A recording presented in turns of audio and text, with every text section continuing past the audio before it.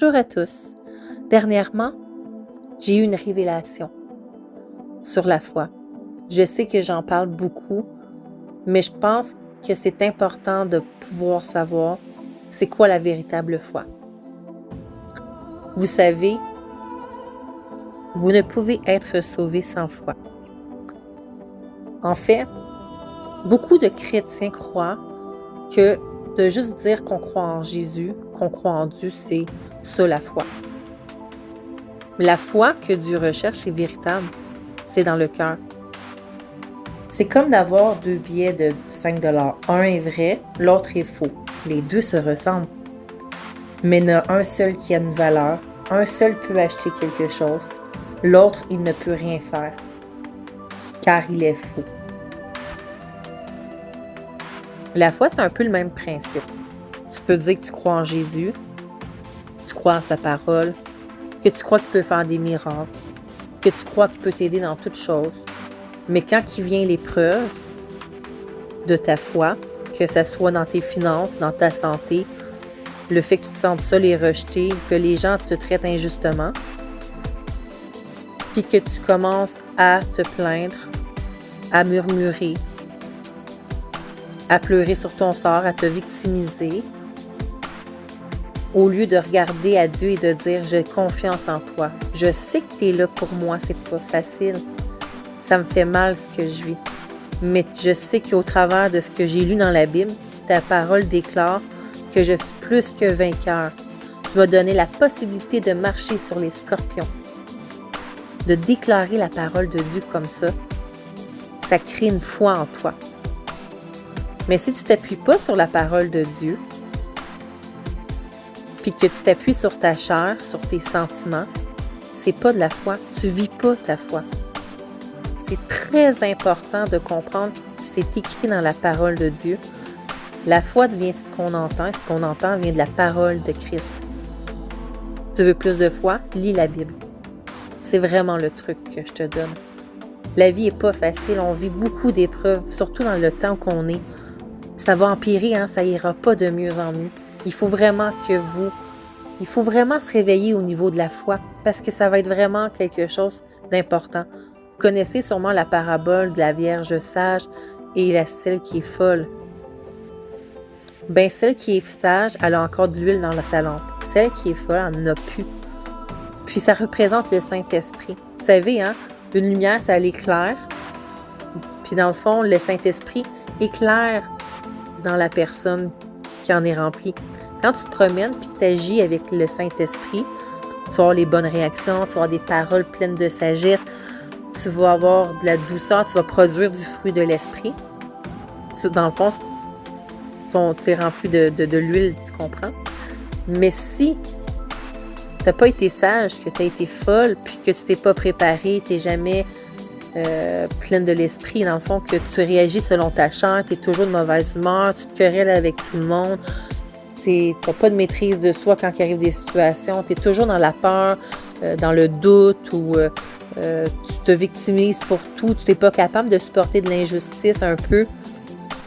Je te dis pas que c'est bien l'injustice, c'est plate d'en vivre, puis ça je suis consciente, j'en ai vécu, j'en vis encore des fois beaucoup, mais c'est réellement de le remettre à Dieu. Parce que quand on le fait pas, on peut pas avoir la victoire. Vous savez, c'est Jésus qui est mort sur la croix pour nous. C'est pas nous qui est mort sur la croix. Si tu essaies dans une journée de passer une journée sans Dieu et tu penses avoir la victoire, c'est impossible. Seul Jésus peut t'aider à accomplir cela. Puis pour que Jésus accomplisse cela, il est écrit dans la Bible, « Approchez-vous de moi et je m'approcherai de vous. » Pour être rempli de Dieu, il faut passer du temps avec Dieu. Pour demeurer en Dieu et que Dieu demeure en nous, il faut demeurer en lui. Puis c'est écrit dans la Bible. Donc, vous voulez être prêt pour le jour quand il va venir nous chercher? Préparez-vous dans sa présence. C'est pas en dehors de sa présence. C'est pas en passant 8 heures en ligne sur ton téléphone ou 5 heures dans des jeux vidéo ou que des sorties mondaines que tu vas être sauvé. Non pas que tu ne peux pas voir de personnes et tout ça, mais je vais te donner un exemple. Si tu vas au magasin, pendant que tu es au magasin, mais peut-être que si tu es rempli de Dieu, peut-être quand tu es rempli de Dieu, veux pas, tu vas parler de Dieu autour de toi.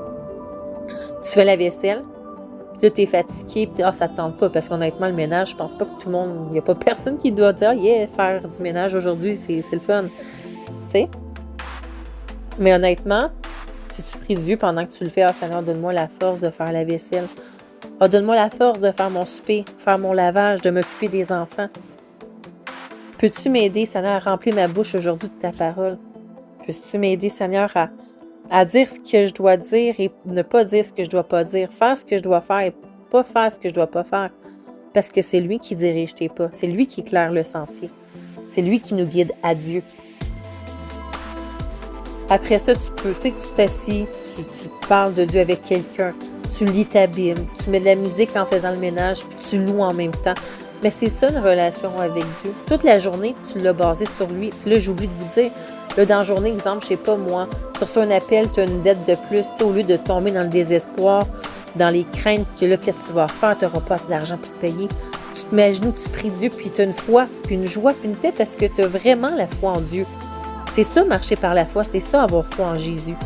C'est ça, la foi. Si tu n'as pas cette foi-là, tu n'as pas la foi en Jésus.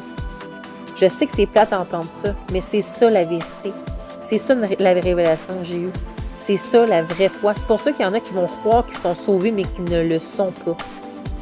J'espère que vous allez prendre ce message-là, non pas comme quelque chose qui vous fait de la peine, mais comme une joie pour pouvoir changer, vous donner l'occasion de prier Dieu pour recevoir cette foi. Dieu, quand tu lui demandes de la foi, Dieu, quand tu lui demandes de la paix ou tu lui demandes des révélations, parce que lui, c'est sûr qu'il va te le donner. Il sait ce qu'il veut. Mais vous savez, plus que tu lis, plus tu as de la connaissance. Puis il est écrit dans la Bible, mon peuple meurt faute de connaissance. Donc, si tu lis pas ta Bible, c'est dangereux de mourir spirituellement. Donc, j'espère que ce message va pouvoir vraiment vous bénir. Et je vais prier pour vous maintenant. Seigneur, tu vois le besoin de tous ces gens qui ne connaissent pas encore, qui te connaissent pas, qui ne connaissent pas la véritable foi, qui pensent d'être sauvés, mais qu'ils ne sont pas, qui sont tièdes présentement. Puisses-tu venir, Seigneur, les réveiller pour qu'ils puissent eux aussi te connaître et être sauvés, Seigneur. Ah oui, active cette foi-là en eux, qui peuvent vraiment mettre les choses mondaines de côté.